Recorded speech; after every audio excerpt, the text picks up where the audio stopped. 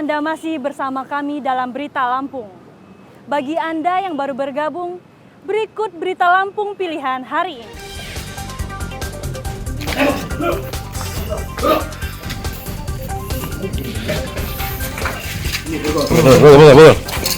Betul.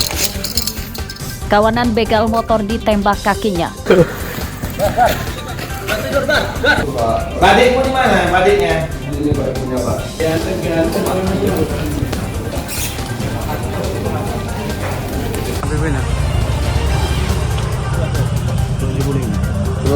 Seorang kepala desa ditangkap karena terpergok membeli narkoba. Isi orangnya aku nggak paham. Oke. Makan dulu.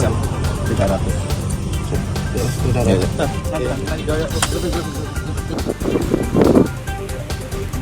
Petani bertaruh nyawa menuju sawah akibat tidak ada jembatan.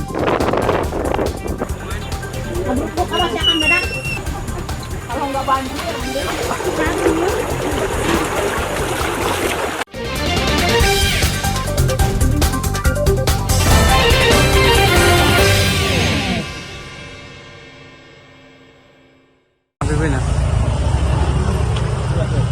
Kepala Desa Selorejo, Kecamatan Batanghari, Lampung Timur, Mukhlisin, ditangkap polisi saat dalam perjalanan pulang usai membeli narkoba. Tersangka pasrah ditangkap setelah polisi menemukan barang bukti 1 paket sabu-sabu di saku celana tersangka. Pada pengembangan lanjutan, bandar tempat tersangka membeli sabu-sabu turut ditangkap. Tersangka Mukhlisin kini mendekam di rutan Mapolres Lampung Timur bersama 28 tersangka narkoba lainnya yang ditangkap selama operasi anti Krakatau. Dari para tersangka, polisi menyita puluhan gram sabu-sabu, belasan gram ganja, ekstasi, dan tembakau sintetis. Memang dari 29 tersangka ini khusus operasi antik, kita berhasil mengungkap salah satunya oknum di perangkat desa ya di daerah Batanghari, dan ini sementara tim narkoba sedang mengembangkan apakah ada terintegrasi dengan perangkat desa lain ataupun hal-hal lain ya. Kita akan terus gali dan kami pun butuh masukan, support, informasi dari masyarakat maupun teman-teman media. Para tersangka beberapa sebagai bandar, pecandu, dan kurir narkoba. Penyidikan kasus ini masih akan dikembangkan polisi untuk memburu para pemasoknya. Asep Saifullah melaporkan dari Lampung Timur.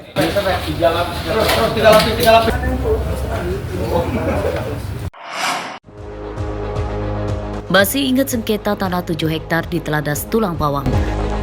Kasus ini terus bergulir. Jika sebelumnya warga desa bernama Suryani menuduh kepala desa setempat telah mengambil hak tanahnya, kini giliran kepala desa Abdul Majid yang menyangkal tuduhan Suryani.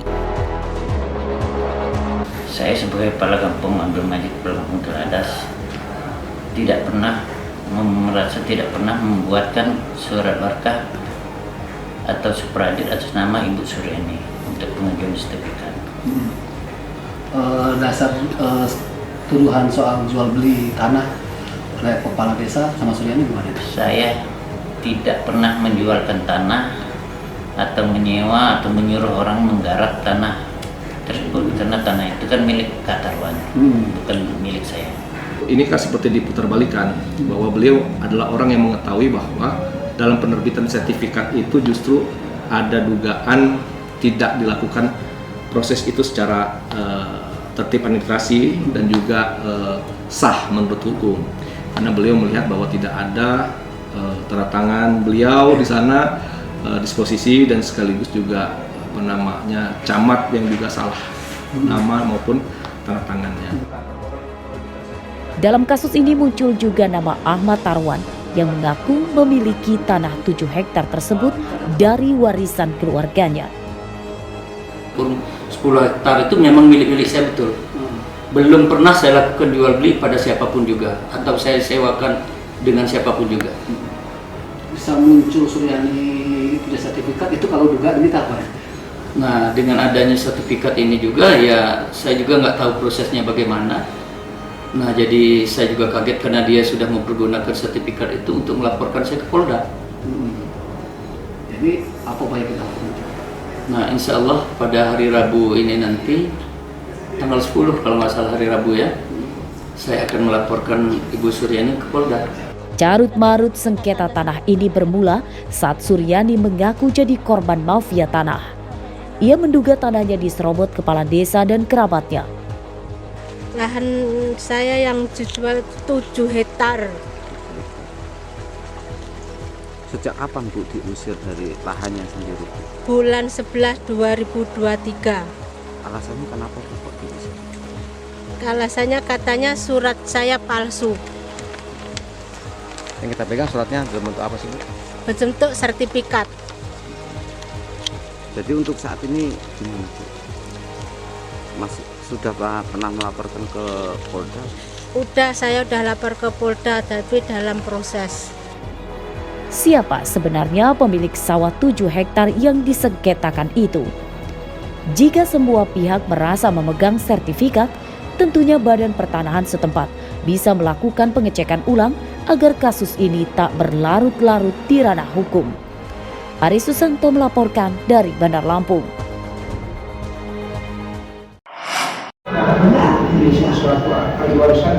Kasus sengketa lahan juga terjadi di Bandar Lampung yang melibatkan paman dan keponakan.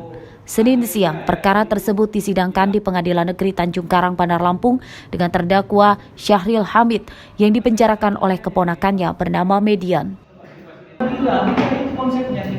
Perkara ini terkait tanah warisan di Rajabasa, Bandar Lampung. Pada sidang ini, hakim memberi peluang kedua belah pihak menyelesaikan perkara secara kekeluargaan.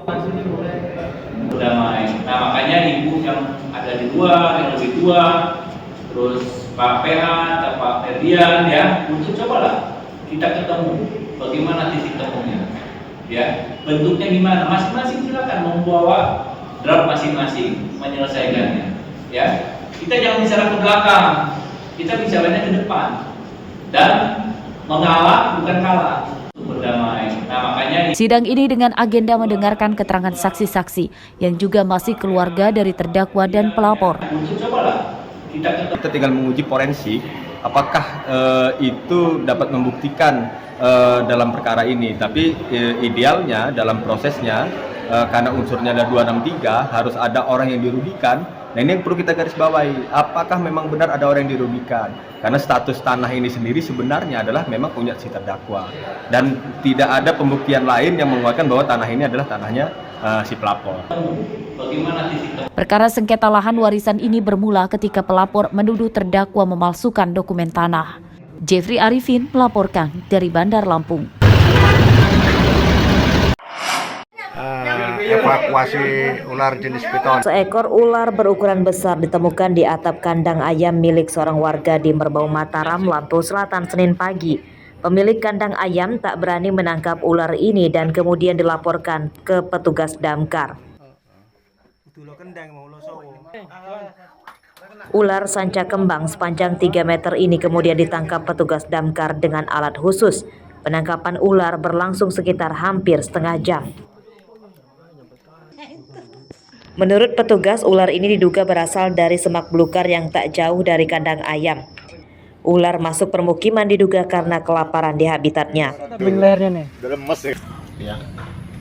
Selanjutnya kita menindaklanjuti laporan tersebut untuk kita segera evakuasi. Yang kedua, kita melakukan evakuasi rescue sanca lagi yang kurang lebih panjangnya 4 atau 3,5 meter di Kecamatan Merbau Mataram, ya.